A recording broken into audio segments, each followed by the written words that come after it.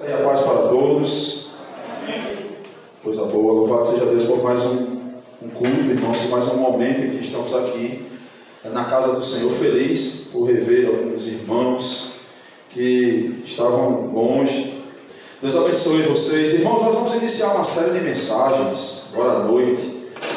Já iniciamos durante a manhã, falamos e nós temos um propósito em expor e esposar alguns salmos com um objetivo maior, objetivo este de conseguir forças, irmãos, em meio às lutas que passamos, objetivo de poder, através da exposição das Sagradas Letras, das Sagradas Escrituras, ter algum ânimo quando desanimamos, ter algum fôlego quando estamos cansados. Então, com isto em mente, eu peço que você abra a sua Bíblia no Salmo de número 23. Por favor, deixe sua Bíblia aberta.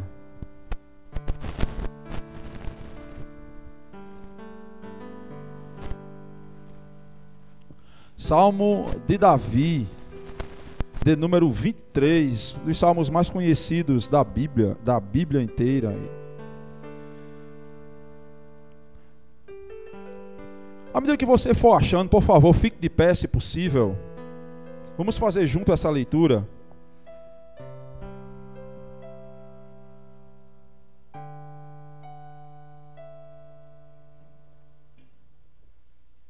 Diz assim a palavra de Deus: O Senhor é o meu pastor, nada me faltará.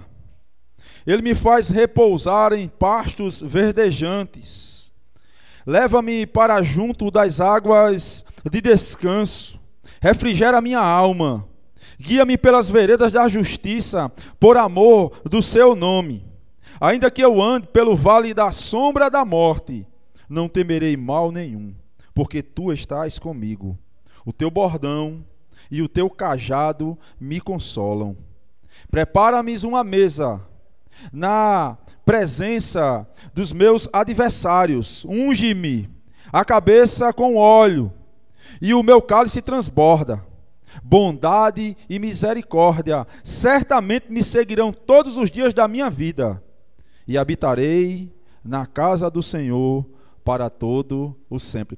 Eu quero repetir o verso 6. Bondade e misericórdia certamente me seguirão todos os dias da minha vida, e habitarei na casa do Senhor para todo o sempre. Senhor, nós te louvamos, bendizemos ao Senhor por mais um momento de culto, Senhor, em que aqui podemos te adorar, entregar o nosso culto a ti. Deus, em nome de Jesus, agora que é chegado o momento em que o Senhor poderosamente usa homens pecadores, falhos e pequenos, para trazer a tua palavra à tua igreja, eu tão somente te peço por assistência do Espírito Santo.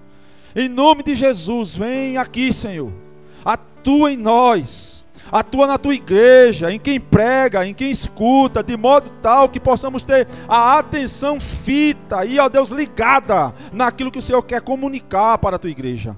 Em nome de Jesus, que o milagre da pregação do Evangelho, que o milagre da comunicação mais uma vez aconteça neste púlpito.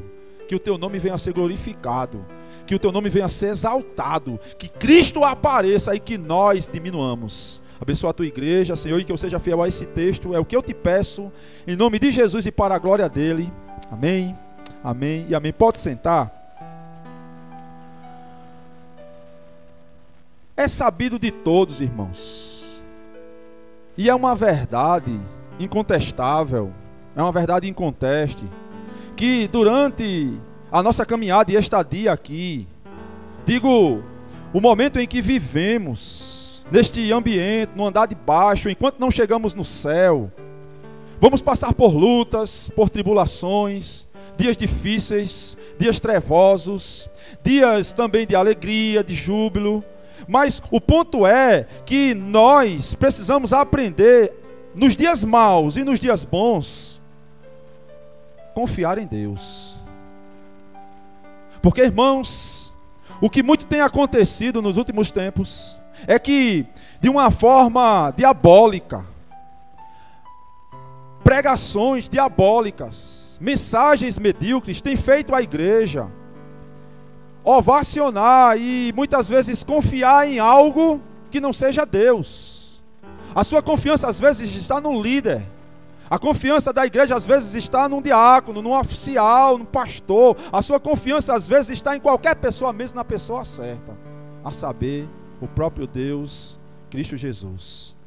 E quando falamos de confiança, quando o assunto é este, quando a pauta é esta, eu não percebo um texto mais eficaz e mais claro, sendo o texto mais perfeito para esboçar esta ideia como o Salmo 23. Este salmo, que é um salmo de Davi, é um salmo davídico. Ele é um salmo que salta por suas letras a confiança no Senhor. O salmo é considerado um salmo de confiança. Nós não temos, irmãos, como precisar a data, nem tampouco precisar o contexto em que esta poesia fora feita. Por falta de informações maiores, nós não temos a condição exata de dizer como que Davi, ele pôde escrever esta canção e em que contexto de sua vida ele estava. Agora, o ponto aqui, e que eu quero deixar para que você entenda, é a posição no saltério deste salmo. Embora nós não saibamos qual é o contexto do salmo, eu posso, à luz do saltério, à luz da Bíblia, precisar e identificar a posição em que este salmo ocupa. Ele está antes do Salmo 22 e ele está depois do Salmo 22 e antes do Salmo 24. Interessante que quando você vai para o Salmo 22, que é um salmo de lamento, é um salmo de crucificação, é um salmo que foi citado por Jesus na cruz. Verso 22, capítulo número 1, Deus meu, por que me abandonaste? É o texto que Jesus cita ali na crucificação. No decorrer do corpo do Salmo 22, você vai ver que há um desespero do salmista. Ele está a procurar o Senhor. Ele está a buscar o Senhor, nas palavras do Charles Spurgeon, como um cão de caça. Mas ele não encontra. Senhor, eu te busco de dia e tu se escondes de mim. Senhor, à noite eu te procuro. Essa aflição não passa, Deus meu, porque me abandonaste. Quando você salta ao 23 e vai lá para o Salmo 24, nós temos agora um salmo de realeza. Ó, levantai, ó portais eternos, para que entre o Rei da Glória. Quem é o Rei da Glória? O Senhor dos Exércitos, aquele que é puro de coração, aquele que é firme, aquele que é bom, aquele que é perfeito. O Senhor Jesus é o Rei da Glória. Perceba, o Salmo 22 é um salmo de crucificação, é um salmo de lamento, é um salmo de tristeza. O Salmo 24 é um salmo de realeza. No meio deles temos o Salmo 23. Como que, nas palavras de um certo comentarista, apontando o caminho entre a crucificação e a realeza. Como que apontando o caminho em que a igreja, em que os seguidores de Cristo, em que aqueles que são achados, as ovelhas do Senhor, passam. E aí este salmo ele ganha uma configuração fantástica, porque ele nos chama a confiar em Deus. Esclarecido isto, irmãos, e entendido desta forma, eu gostaria de levantar uma verdade, de suscitar e levantar ao texto uma verdade que eu a considero importante e uma verdade de natureza eterna. E a verdade é a seguinte: enquanto nós caminhamos nesta vida, precisamos confiar em Deus. Se você quer se gloriar de alguma coisa, já disse Jeremias, capítulo 9, versos 12 e 13, se glorie nisto, em confiar no Senhor. Então, enquanto caminhamos aqui, precisamos confiar em Deus. Para dar base a essa verdade, eu quero olhar para o Salmo e estabelecer outras que vão apoiá-la. A primeira verdade que eu quero estabelecer, que vai dar base a esta maior, é a seguinte: enquanto vivemos, devemos confiar em Deus em primeiro lugar, porque Ele é o soberano pastor das vossas almas. Deus, Ele é o soberano pastor das vossas almas. No verso de número 1, parte A, Davi já abre as cortinas do Salmo, trazendo informação de um caráter teológico tão grande, irmãos, que nós não temos condição aqui de esgotar o que Davi quer dizer apenas quando ele diz assim: o Senhor é o meu pastor. Porque o que Davi está trazendo, logo de abertura, é uma informação dupla. O que Davi está dizendo aqui é que o Senhor é o pastor. E a primeira pergunta que eu faço ao texto é: quem é Deus? Ele é o Senhor. Ele é o grande. Ele é o poderoso. Yahvé é o meu pastor. O soberano Deus é o meu pastor. Ele é aquele que manda. Ele é aquele que desmanda. Ele é aquele que faz. Ele é aquele que acontece. Ele é o Senhor. Só que, se parássemos por aqui, irmãos, esta mensagem, embora ela seja verdadeira, embora ela seja verdade, e uma verdade eterna, ela não estaria tão próxima de nós. Tudo bem, eu sei, você pode dizer: eu sei que Deus é Senhor. Eu sei que Ele está nas alturas. Eu sei que Ele está sentado no trono. Eu sei que Ele é o poderoso. Eu sei que Ele é o soberano. Mas e daí? Aí Davi conclui: Ele não apenas é Senhor, Ele também é pastor. E quando Davi emprega essa palavra ao Senhor, ele sabe do que ele está falando. Ora, antes de rei, Davi fora pastor de ovelhas. Em determinado momento, quando ele vai enfrentar Urias, ele diz isso a Saul: sabe, rei, eu fui pastor, eu sou pastor. Uma vez o leão veio tentar pegar as ovelhas do meu pai e eu as defendi.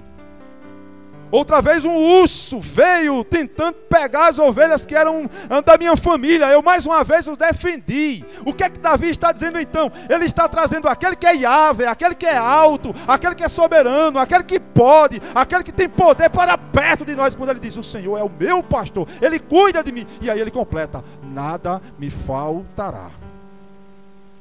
Uma melhor versão de nada mais terei falta. Irmãos, é necessário, escute isto, você entender que Ele é Senhor. Mas se faz essencial, esta noite, você entender que Ele não apenas é Senhor, mas que Ele é pastor. Porque quando Davi diz isso aqui, trazendo para uma vida prática e uma aplicação prática, ele se coloca em uma posição, irmãos. Ao dizer que Deus é o seu pastor, ao dizer que Yahvé é o seu pastor, ele se coloca na posição de ovelha. E sabe, ele, além de atribuir a posição de Deus, ele também coloca sobre si a sua própria posição. Ele não se apresenta como um rei, embora ele o seja. Ele não se apresenta como poderoso, embora ele pudesse. Não, ele diz: o Senhor é o meu pastor. Eu posso inferir ao texto que se Ele é o meu pastor, eu sou a sua ovelha. Irmãos, pense em um animal frágil, é a ovelha. A ovelha muito rapidamente tem condição de se desviar. Quando Davi está dizendo que Deus é o pastor dele, por inferência ele diz que ele é a ovelha do Senhor. Nós podemos aplicar isso da seguinte forma: você é ovelha do Senhor Jesus. E como ovelha do Senhor Jesus, você é frágil. Como ovelha do Senhor Jesus, você é quebrável.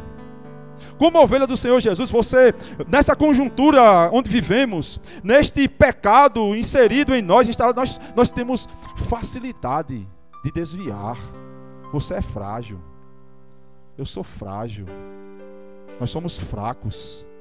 E Davi está dizendo aqui: Senhor, eu sou a tua ovelha. Eu sou fraco. Sabe, como já disse Branham Manning, teólogo e pastor, nós somos discípulos de barro, com pés de argila. Você está aqui hoje, alguns com muita fé, outros com menos fé.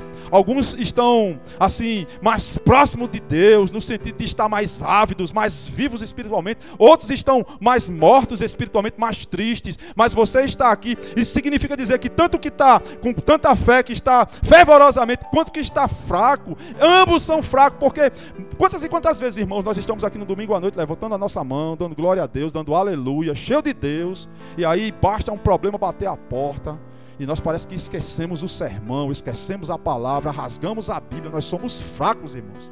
Você é fraco, eu sou fraco. E se você é fraco como eu sou, como nós somos, esta mensagem é para você. Porque quando Davi diz que o Senhor é o meu pastor, ele diz: eu sou ovelha, nada me faltará. Se satisfaça nisso, crente. Se satisfaça nisso. Ele é o Senhor das vossas almas. Nada terá falta. A pergunta é: o que não vai faltar? Davi certamente não tinha em mente aqui carro, casa, dinheiro, embora tudo isso seja bom. E de certa forma isso tem sido batido por conta da falsa teologia da prosperidade. Mas isso é bom, é bênção de Deus, é dádiva de Deus. Davi não tem isso em mente. Quando Davi diz nada me faltará, o que ele está dizendo é: eu sou tão satisfeito em Jesus, eu sou tão satisfeito no cuidado de Deus, que eu não terei falta de mais nada. Eu sou plenamente satisfeito no meu pastor. Ele cuida de mim. Jesus tem cuidado de ti. Jesus tem cuidado de ti. Embora as suas fraquezas, embora os seus deslizes, Ele é aquele que cuida de você. Ele é aquele que está com você. Ele é o seu pastor. Por isso, nada vai lhe faltar. O que não vai faltar? Não vai faltar graça sobre a sua vida, minha irmã. Não vai faltar amor sobre a sua vida, meu irmão. Não vai faltar zelo. Não vai faltar o Espírito Santo te abraçando. Não vai faltar o poder de Deus na sua vida. Não vai faltar a presença plena do Senhor no dia difícil. Não vai faltar. Não vai faltar. De modo que as ovelhas aqui, vamos ver no decorrer do texto, elas chegarão ao aprisco. Elas não se perderão, porque não faltará. Não faltará para você a graça necessária para você continuar, para você perseverar. Não faltará, porque o Senhor é o seu pastor. Amém, queridos? Como nós podemos extrair uma segunda verdade à luz desta maior? Por que na minha caminhada eu preciso confiar em Deus? Eu preciso confiar em Deus em primeiro lugar porque Ele é meu soberano pastor. Mas em segundo lugar, este mesmo Deus aqui, Ele é o meu soberano restaurador. Versos 2 e 3 do texto sagrado afigura e continua. Davi ainda tem em mente um pastor. Davi ainda está nesta relação de pastor-ovelha, mas a cena muda. E aqui, irmãos, eu gostaria de chamar a sua atenção para o seguinte, antes de ler o texto. Entre os tipos de literatura usada nos salmos e nos livros poéticos, você vai ter paralelismo, você vai ter quiasmo, você vai ter aqui imagem. E é exatamente o que Davi se faz valer nesse texto, de imagens. A imagem do pastor e da ovelha está aqui. Agora ele vai mudar a cena, porque esse pastor, que é o seu ajudador e que nada faltará, agora vai conduzir as ovelhas como que sendo um provisor delas. No verso de número 2, o texto diz: Ele me faz repousar em pastos verdejantes, leva-me para junto das águas de descanso. Esse pastor que cuida, ele alimenta as ovelhas. Ele dá comida e ele dá bebida. Davi agora usa da imagem do pastor que provê, o provedor. E este provedor é o provedor que fora falado no verso de número 1, o Senhor. Depois no verso de número 3, o texto continua e Davi diz: refrigera a minha alma e guia-me pelas veredas da justiça por amor do seu nome. Irmãos, há uma verdade fantástica aqui que às vezes nós deixamos passar batido, que é a causa do porquê Deus nos livra. Quando Davi diz que ele refrigera a alma e que ele guia pelas veredas da justiça, entenda, as veredas retas e planas. Esta expressão vereda da justiça, ela pode ser substituída pelas veredas planas, veredas retas, isto é, vereda da justiça. Na Palestina do século aqui, deste século, havia muitas degradações na terra, de modo que às vezes as ovelhas elas se perdiam. E Davi tem a mente aqui, a imagem é a mesma, a relação entre pastor e ovelha. O que ele está dizendo é que esse pastor ele vai cuidar, ele vai prover, ele vai conduzir, mas ele vai conduzir não por amor à ovelha. Este detalhe às vezes passa desapercebido ao texto. Ele não vai fazer porque você é bom. Ele não vai fazer porque você merece. Sabe, irmãos, isso é tão importante, porque nós temos essa teologia manca, que eu chamo de teologia falha. E qual é a teologia falha, pastor? Acreditar que Deus vai me abençoar por mérito meu. Acreditar que Deus vai fazer quando eu fizer. Deixa eu dizer uma coisa para você.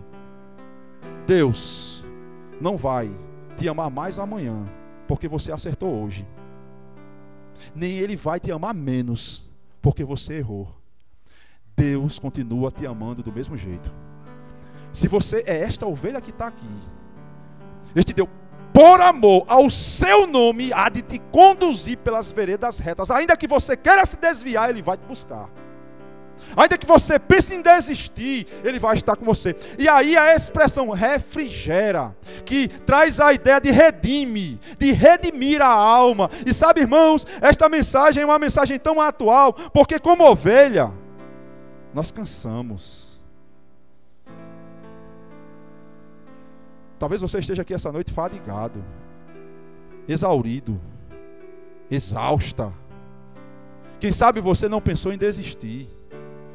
Quem sabe você não pensou em jogar tudo para cima e dizer, dá mais não. Já chega. Eu cansei. Este pastor é aquele que tem poder de revigorar suas forças hoje. Ele é aquele pastor que tem poder de dar ânimo ao desanimado.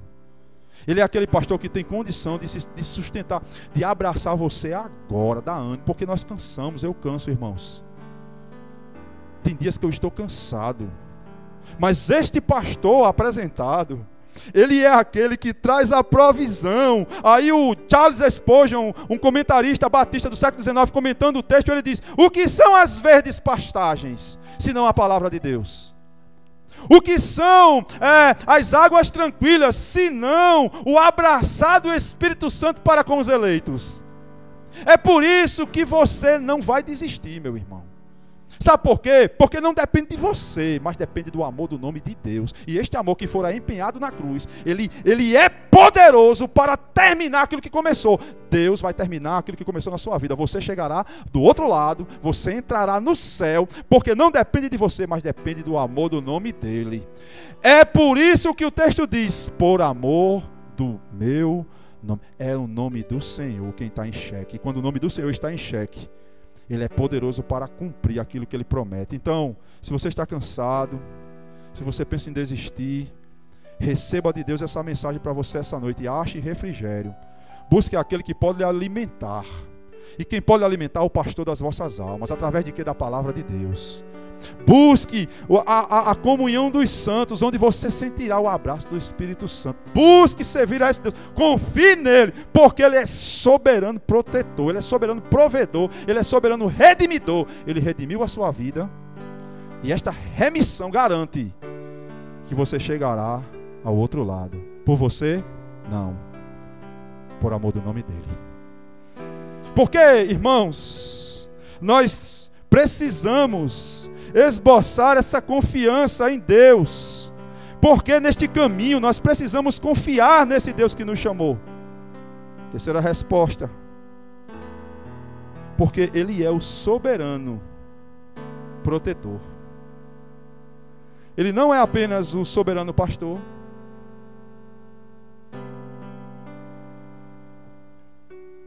também não é apenas o soberano redimidor, restaurador, mas Ele é o soberano protetor da sua vida. Verso de número 4, o texto diz: ainda que eu ande pelo vale da sombra da morte, não temerei mal algum, porque Tu estás comigo. Alguns intérpretes aqui vão acreditar que a figura, a imagem agora é outra. Não se trata mais de uma ovelha, porque agora é como que de um viajante que está a se desviar. Contudo, no decorrer do texto, quando ele diz, o teu bordão e o teu cajado me consolam, apesar disso aqui ser considerado armas à época, eram armas corriqueiras de pastores. De modo que há uma linha de interpretação que acredita que aqui ainda é a figura do pastor e da ovelha. Bom, sendo a figura do pastor ou da ovelha, ou sendo a figura do viajante, a expressão teológica é a mesma. A precisação bíblica é a mesma. O que o texto está dizendo é que Deus é aquele que cuida. Deus é aquele que protege. E sabe uma coisa interessante ao texto? É que quando você chega exatamente aqui no verso 4, há um detalhe que eu gostaria de chamar sua atenção. O pronome é mudado. Nos 3 primeiros versos, Davi está dizendo: o Senhor é o meu pastor, Ele me faz isso, Ele me faz repousar, Ele guia-me, Ele faz, Ele é isso, Ele é aquilo. Quando chegamos ao verso 4, quando chegamos no vale, a expressão muda. O pronome que era em terceira pessoa volta para a segunda pessoa e ele diz: tu estás comigo. Sabe o que isso significa? Davi não está falando de Deus, mas agora ele está falando com Deus. É como que Deus, no momento da sombra da morte, no momento do vale escuro, ele se aproximasse para tão próximo daquele que o busca, que a sua presença é tão real, de modo que ele está agora a falar com aquele que passa. E sabe, irmãos, há uma verdade fantástica aqui que eu gostaria de estabelecer de modo prático. São nos vales, muitas vezes, que o Senhor fala conosco. O John Piper, um pastor batista, quando comenta o texto, ele diz o seguinte: cuidado com as águas tranquilas, cuidado com os verdes pastos, porque quando estamos assim, bem, nós muito comumente esquecemos ou não damos tanta proximidade ou valor a Deus. Nós estamos bem, muitas vezes não lembramos do Senhor. E aí o Piper comentando diz: cuidado, cuidado, porque você vai descansar demais, você vai estar tão tranquilo, que aí você... E aí ele diz, concluindo o pensamento, são nos vales, onde nós entendemos de fato a proximidade do Senhor. É por isso que quando você está passando por uma luta bem grande, você fica mais fervoroso. Quando Deus começa a arrochar, aí você diz assim: está na hora de voltar. Quando as coisas começam a acontecer, você diz assim: meu Deus, eu preciso de ti, vem aqui, Senhor, socorre-me. E Davi, ele antecipa o pronome, ele traz o pronome em segunda pessoa agora para dizer: o Senhor está comigo. Eu começo a falar com o Senhor. Ainda que eu passe pelo vale da sombra e da morte, tu estás comigo, eu não temerei. Sabe, o que Davi está dizendo é: eu não temerei, porque eu sei. É uma expressão extraordinária da confiança em Deus, de confiar em Deus em momentos difíceis, de expor e de se jogar nos braços do Pai. É mais ou menos a história do garoto que está em um avião. Não sei se eu já contei isso aqui. E aquele avião de repente entra em uma nuvem carregada, começa a balançar, a trepidar, aquela turbulência ali, e todo mundo está aflito dentro do avião, achando que aquele avião vai cair. Enquanto isso tem um garotinho que está sentado bem tranquilo, continua brincando na mesma. Aquilo chama a atenção de uma senhora que está sentada do lado dele, e ele está ali tranquilo, e o avião balançando, todo mundo vai cair, é gente chorando, é crente orando, e a criança lá. A senhora se aproxima dele e diz: você não está com medo não? Na qual a criança responde: medo? O meu pai é o piloto, e ele garantiu que vamos chegar do outro lado. O Senhor é o piloto da sua vida, meu irmão. Ele é aquele que está capitaneando o barco que é a sua vida. E ele garante que, embora que as tempestades, embora que você passe perigo de sombra da morte, Ele estará contigo. Ele te conduzirá, Ele te levará, Ele te sustentará. A mensagem é: confie nele, Ele te protege. No verso 5, Davi, ele sustenta esta verdade, agora sim, mudando de figura. Nós estamos agora diante de um banquete, como que aquela relação entre pastor e ovelha vira agora uma relação entre anfitrião e hóspede. E o Senhor é aquele que recebe no texto, porque a figura é esta. Davi diz: prepara-me uma mesa na presença dos meus adversários. Unge a minha cabeça com óleo, o meu cálice transborda. Pessoas têm pegado esse verso descontextualizados e usando para cantar hinos da vitória, irmãos. Sabe, dizer que aquele que viu você passar na prova não ajudou, você vai pisar. Este verso não quer dizer isso. Mas este verso, o princípio aqui, embora a figura seja outra, é a mesma: proteção. O Senhor é o Deus poderoso que protege, soberano que está a lhe proteger. E a ideia aqui é de honra. A ideia aqui é que Ele vai de fato honrar. Alguns estudiosos pegam esse texto e colocam uma visão hermenêutica escatológica, isto é, dizem que isto aqui é no final dos tempos, onde Deus há de honrar os salvos e os seus perante os inimigos. E os inimigos aqui, perceba, não é inimigo apenas da ovelha, mas é inimigo do Senhor das ovelhas. Ponto é, Ele há de honrar, Ele há de proteger, Ele há de estar com você. Por isso, a aplicação prática sugerida pelo ponto é: confie no Senhor, meu irmão. Confie na força do seu poder. Ainda que você esteja aqui esgotado, ainda que você esteja aqui passando pelo vale da sombra da morte, eu não sei, irmãos, eu não tenho o poder de sondar corações e mentes. Eu não sei. Mas eu acredito que é nestas horas, sabe, confiando no Espírito Santo, confiando no poder da pregação, confiando nas Escrituras e na exposição do texto, é nessas horas que o Espírito Santo aplica a cada coração, a cada coração. Eu não tenho esta possibilidade, este poder de chegar, mas eu sei que o meu Deus e o meu Redentor vive e Ele faz. Ele é aquele que aplica a você. Você está passando por luta, é uma prova grande. Receba isto como um poder didático. No vale da sombra da morte, Deus está contigo, não temas. Se você é ovelha do Senhor, Ele há de estar ao teu lado, te sustentando. É o que o texto diz. Ele é o Deus provedor, Ele é o Deus protetor, Ele te protege. Nenhum dos seus se perderá. Ele guiará por veredas retas e justas e planas. Ele vai de forma fantástica e sobrenatural te proteger no dia difícil. E o texto, irmãos, ele é interessante porque fala de inimigos, e nós podemos sim aplicar isso aqui. O que mais temos são inimigos. Nós temos inimigos da igreja. Nós temos inimigos espirituais, potestades, o diabo, os seus demônios. São os nossos inimigos. Nós temos a carne, nós temos o pecado, mas nenhum deles é capaz, como disse Paulo em Romanos capítulo 8, de nos separar do amor de Deus que está em Cristo Jesus. Não tema, meu irmão. Não tema, minha irmã. O Senhor, que é o seu pastor, Ele vai estar com você no dia trevoso, no dia da dificuldade. Ele vai te honrar na presença dos seus inimigos, e não por nós, mas por amor do seu nome. De modo que, se você for infiel, Ele permanece fiel.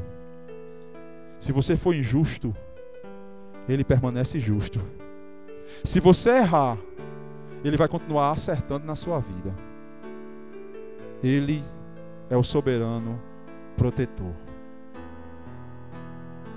Por que devemos confiar nesse Deus enquanto caminhamos, irmãos? Por que devemos depositar toda a nossa confiança no Senhor? Quarta e última verdade extraída do texto. Devemos confiar nesse pastor, neste Deus, porque Ele é o nosso soberano galardoador. Ele não apenas é o soberano pastor, não somente é o soberano redimidor, protetor. Ele não é apenas o soberano protetor, mas Ele é aquele que vai lhe dar galardões, aquele que vai garantir a sua chegada do outro lado. Ele tem promessas para mim, Ele tem promessas para você, e é assim que o texto termina. Verso de número 6. Bondade e misericórdia me seguirão todos os dias da minha vida, e habitarei na casa do Senhor para todo sempre. É necessário aqui eu trazer à baila, isto é, eu explicar para você, que existem duas linhas de interpretações para esse verso também. Existe uma linha de interpretação para este verso 6, que acredita que Davi aqui, ele está falando do templo físico. Como que Davi estivesse olhando pelo retrovisor e tivesse o desejo ávido de voltar à casa de Deus e de habitar na casa de Deus, uma vez que Deus o havera protegido, uma vez que Deus havera livrado e guiado ele pelas veredas retas, uma vez que Deus havera suprido as suas necessidades com pastagem, com água. Agora Davi, ele tem a necessidade e o desejo de voltar para a casa de Deus, para o templo físico. Há uma outra linha que, por conta do final do verso, de modo específico, e habitarei na casa do Senhor para todo sempre, traz uma ideia escatológica. Traz uma ideia de que Davi aqui, ele está vislumbrando o céu. Ele não está olhando para o templo físico, mas ele está olhando para as mansões celestiais. Irmãos, eu não tenho assim nenhuma dificuldade de entender esse verso como uma união dessas duas verdades. Elas não são, para mim, antagônicas. Elas não são excludentes, elas não se anulam. Na verdade, elas se juntam. Elas expressam a mesma verdade. Porque quando você vai para o contexto e quando você vai estudar afinco a Bíblia, você vai perceber o seguinte: o templo físico da época era, de alguma forma, a representação do céu. Ninguém aqui ia para o templo do Senhor para ver alguém. Ninguém aqui ia para o culto para um encontro somente.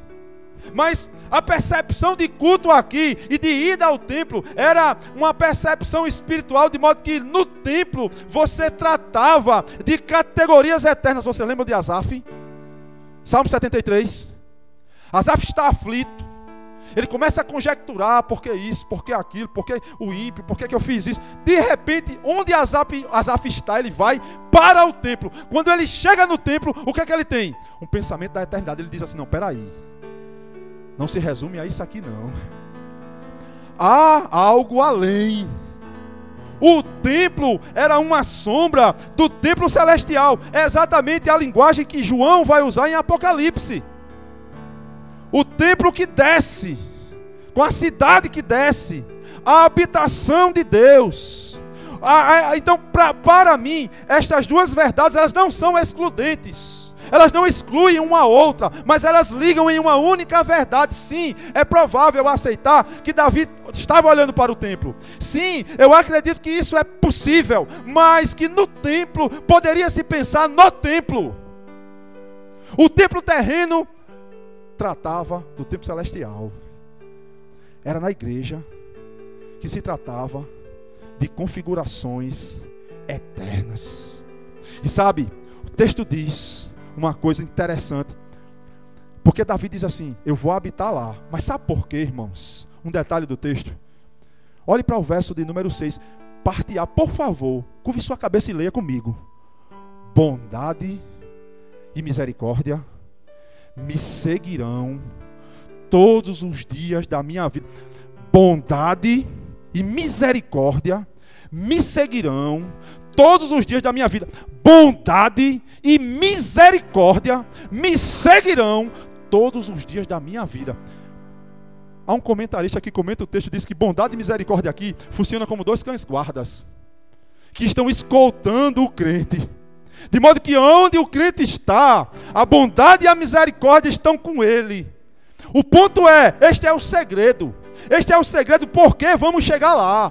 Bondade e misericórdia. Quando você irromper a linha que divide a eternidade do tempo, quando você chegar lá, você vai olhar assim, você vai parar, você vai dizer: foi bondade, foi misericórdia. Eu não teria condições. Bondade e misericórdia. Foi bondade e foi misericórdia. Aquele dia que eu estava tão cansado, o Senhor me restaurou. Aquele dia que eu caí, sabe, eu pequei, eu me entreguei ao pecado, o Senhor agiu de misericórdia. Aquele dia que eu estava a ponto de desistir, o Senhor me encheu de novo, me renovou. Bondade e misericórdia. Bondade e misericórdia. bondade e misericórdia. Não foi por mim, foi a bondade do Senhor. E foi a misericórdia do Senhor. É por isso que o salmista diz: bondade e misericórdia me seguirão toda a minha vida. Quando você chegar lá, você vai olhar para trás e vai dizer: bondade. Louvado seja Deus pela tua bondade, Senhor. Misericórdia. Eu tinha ficado na primeira prova, Senhor. Tua ajuda e misericórdia. E sabe, amados, a encarnação desta bondade e desta misericórdia é Cristo Jesus. Porque um dia,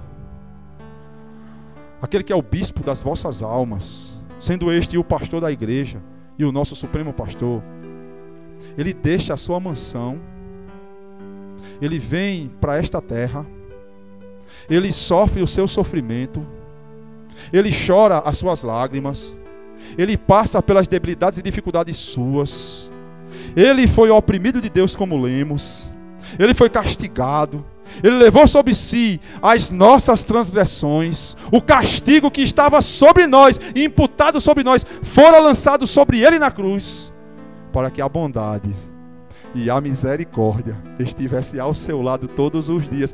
Por isso que hoje, de modo mais do que urgente, você precisa reconhecer a este Cristo. Você não apenas deve entendê-lo, você não apenas deve saber, mas você deve recebê-lo como o pastor supremo das suas almas, como aquele que guia a sua vida, como aquele que sustenta a sua existência. Você vai precisar dessa mensagem amanhã, tá certo? Porque quando você sai por essas portas, é provável que o diabo, os inimigos, eles lhe assaltem, e você vai precisar dessa mensagem toda a semana. Bondade e misericórdia vão seguir você. Você vai chegar não por você, você vai ter a consciência. Bondade e misericórdia, Cristo Jesus. Você conhece este pastor? Eu quero fazer ecoar e concluir com essa pergunta: você conhece ele? Ou você apenas sabe que ele é Senhor? Você conhece esse pastor? Você conhece esse pastor? Você tem consciência de quem ele é para a sua vida? Você o já reconheceu como o supremo salvador da sua vida? Eu quero concluir neste ponto, irmãos, reformulando uma história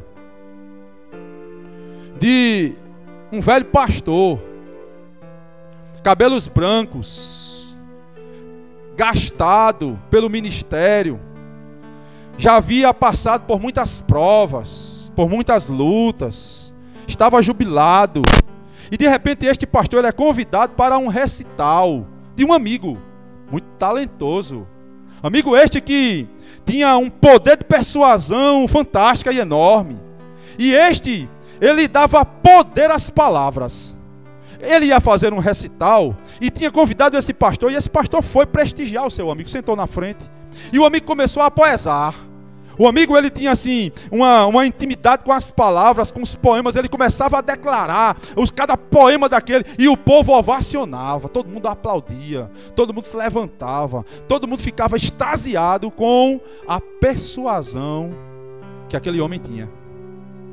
E aí, no decorrer do espetáculo, ele disse: eu quero encerrar o espetáculo, mas eu quero encerrá-lo da seguinte forma: eu quero encerrar citando o Salmo 23. Mas quando eu terminar, eu quero convidar o pastor para que ele também o recite. Na hora, o pastor, velho, cabelo branco, pensou: eita, meu Deus, vem comigo aqui. Muita gente, irmãos. Mas aquele pastor, para não ficar feio, ele aceitou o convite, fez tudo bem. E aquele homem pega uma Bíblia lá e começa a recitar: o Senhor é o meu pastor, o jovem talentoso, nada me faltará. Ele me faz deitar em pasto, ele me leva para pastos verdejantes e águas tranquilas. Ele refrigera a minha alma, por amor do seu nome. Enquanto ele ia falando, o povo levantava, o povo aplaudia, o povo ovacionava, e o pastor ficava pensando: meu Deus, daqui a pouco é a minha vez. Ele termina de declarar e todo mundo aplaude, todo mundo levanta. E aí é chegada a vez do pastor. Ele muito timidamente pega a sua Bíblia, leva a um determinado ponto, abre-a, e começa a ler o salmo. O Senhor é o meu pastor, por isso eu não terei falta de nada. Ele me leva para as águas tranquilas, Ele me alimenta, revigora a minha alma, Ele guia-me pelas veredas da justiça, por amor do seu nome. Certamente a bondade e a misericórdia do Senhor me seguirão todos os dias da minha vida, e eu habitarei na casa do Senhor enquanto eu viver, ou para todo sempre. E aí, quando aquele pastor termina, um silêncio aterrorizante.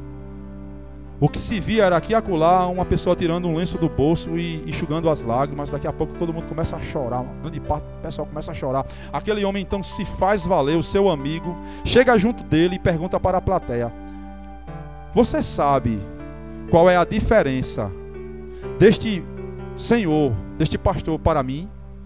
Vocês querem saber a diferença? Todo mundo ficou olhando e ele disse: eu conheço o salmo do pastor, mas ele conhece o pastor do salmo. Você conhece o pastor desse salmo? Você tem convicção de quem ele é para você, o que ele pode fazer na sua vida? Irmãos, hoje é noite de salvação. O evangelho está sendo pregado. Corra para este pastor, porque ele é o seu supremo pastor. Ele é aquele que cuida de você. Ele é aquele que lhe apacenta. Ele não apenas é isso, mas ele é o seu redimidor, o seu restaurador. De modo que não há outro nos céus e na terra que haja salvação a não ser Cristo. Ele é aquele que pode redimir você hoje. Ele é o seu protetor. Não é o prefeito eleito, não é o presidente da república, não é o seu chefe. O seu supremo protetor é o pastor da sua alma. Ele é aquele que vai garantir a sua chegada ao céu, por amor ao seu nome. Curve sua cabeça, vamos orar. Senhor, nós te louvamos, meu Deus, por tua palavra. Ela é viva, ela é verdadeira, ela é mais penetrante do que a espada de 2 gumes, que dilacera a alma e que nos resgata de nós mesmos. Não permite, Senhor, com que essa palavra ela possa ser vazia, evasiva nas nossas vidas, mas que ela possa encontrar corações preparados, áridos a receber a tua boa palavra. Sustenta as tuas ovelhas, porque tu és o nosso supremo pastor. Guia as tuas ovelhas da Cidade Verde. Não permita com que os dias maus venham a assaltar delas o desejo de te glorificar. Venha tirar delas o ânimo para continuar. Mas permita, Senhor, com que cada uma delas que fora chamada pelo Senhor possa chegar ao aprisco celestial e habitar na casa do Senhor para todo sempre. Esta é a minha oração humilde, confiadas não na palavra do homem, mas na palavra de Deus. Se tu conosco, meu Pai, em nome de Jesus. Amém e amém.